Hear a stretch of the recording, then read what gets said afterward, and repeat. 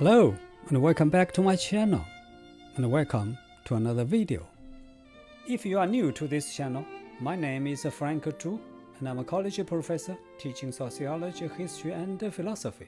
I'm also an award-winning landscape photographer.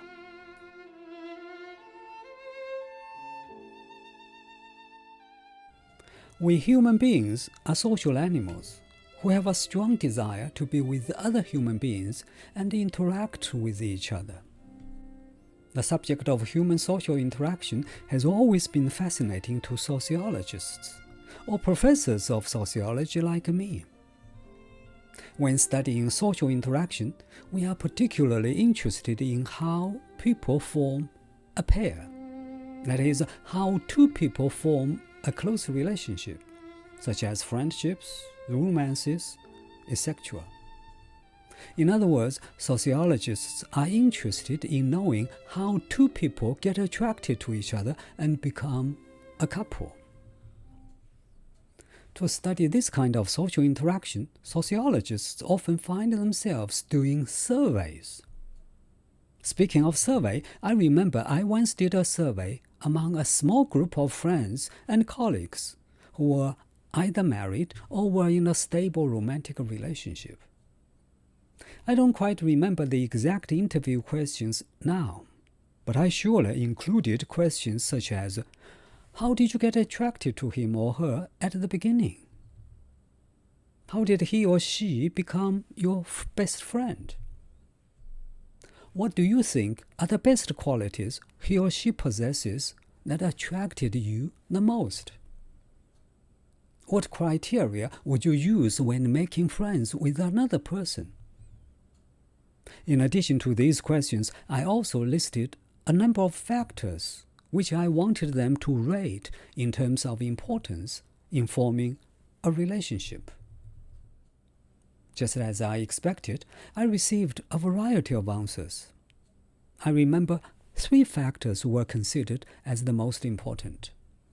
They are, in the order of importance: number 1, personality; number 2, physical attractiveness; and number 3, common interests. In my survey, I also had another question.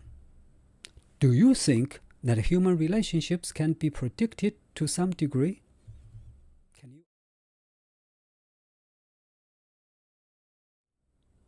To this question, most answers I received were negative, which was not surprising to me because, based on my observations, most people believe that love, especially romantic love, can occur anywhere at any time.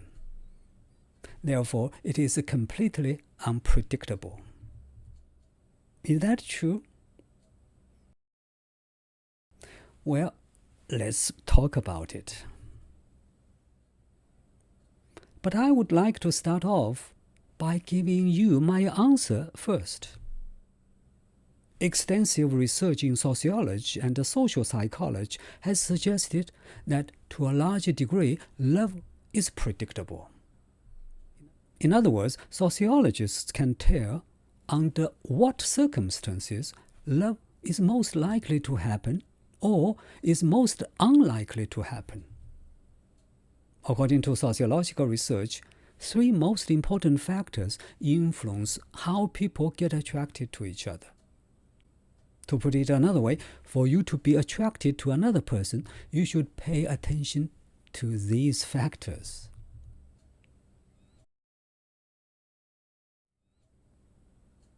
Number 1, proximity. A strong factor in our attraction toward others is whether we live near them, work next to them, or have frequent contact with them. It is difficult, if not entirely impossible, for people to fall in love with each other if they live far apart or hardly have a chance to see each other. This factor is also called mere exposure effect in sociology. The reason is simple. Frequent contact breeds familiarity, which increases the likelihood of you both becoming friends. Sometimes our attraction to another person is even affected by another person's picture. That is to say, you don't need to see them in person.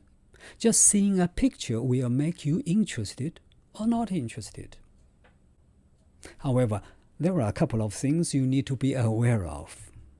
First, if a picture is seen too often, overexposure can occur, in which case you may develop a disliking for the person in the picture. Second, the initial response of the viewer is crucial. If you start out liking someone, seeing that person or more will increase the liking. However, if you start out disliking the pictured person, the amount of dislike tends to remain about the same.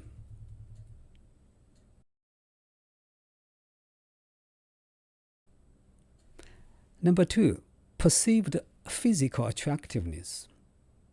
Research shows that the attractions we feel toward people of either sex are largely based on our perception of their physical attractiveness. This is especially true at the beginning. The reason is simple. It is hard to imagine you could love someone whom you consider as very ugly. Only when you are positive about the other person's physical appearance will you go any further in the relationship. I made a couple of videos not too long ago discussing what it is that most people consider as beautiful and attractive. In those videos, I made a point that our standards for beauty is objective as well as subjective. For example, some biological features such as clear, smooth skin, facial symmetry, a certain body shape are almost universally preferred. Of course, standards of attractiveness also vary between cultures and between subcultures within the same society. That is why we often hear people say that beauty is in the eyes of the beholder. What is beautiful or handsome to you may not be so to another person. And that is why I emphasize the word perceived, because it is your opinion. It is the beauty you see from your own angle. However, physical attractiveness only works for some time during a relationship, which is why we hear people say that beauty is only skin deep.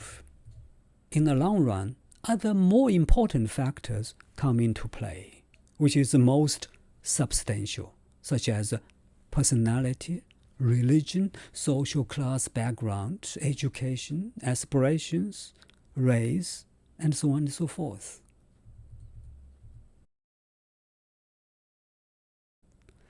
Number 3, similarity. We often hear that opposites attract. Well, it may be true in physics, but not so in human relationships, according to research. More often than not, we are attracted to people who are similar or even identical to us in socioeconomic status, race and ethnicity, religion, perceived personality traits, and general attitudes and opinions.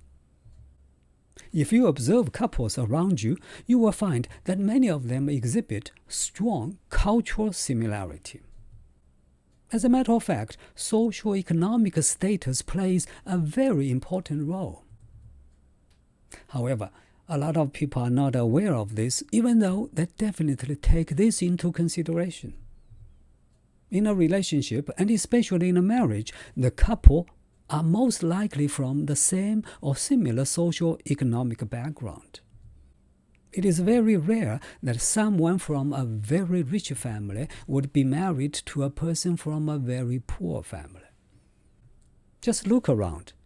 How many friends or relatives of yours got married because they were opposites in their socio-economic status? Having said that, I should point out that in a love-marriage relationship, a woman tends to marry up. That is, marry someone with a higher social status. whereas a man tends to marry down. Of course, there are exceptions, especially in big cities, where women often make more money than men and therefore enjoy higher status in a marriage or family. Similarity in terms of race and ethnicity is even more obvious. You don't need a survey to prove that people from the same racial background are more likely to marry within their own race. The factor of social proximity plays an obvious role here. It is true that interracial marriage exists, but it is far from common. According to sociological research, when there are more differences than similarities in a relationship, such as different racial and cultural backgrounds, different personalities, different socio-economic status, different educational levels, and even in terms of age, the relationship is more likely to end up very badly. Before I finish this video, I have to admit that what I have said is the most common scenario, and surely there are exceptions. People sometimes fall in love with the exotic, that is, the culturally or socially different. Romantic love of this kind has been the theme of numerous novels and movies. The Cinderella story is known to many people. However, such a fairy tale love is by far the exception and not the rule in reality. Just think, when the exotic becomes commonplace, what else would attract them and make them stay together?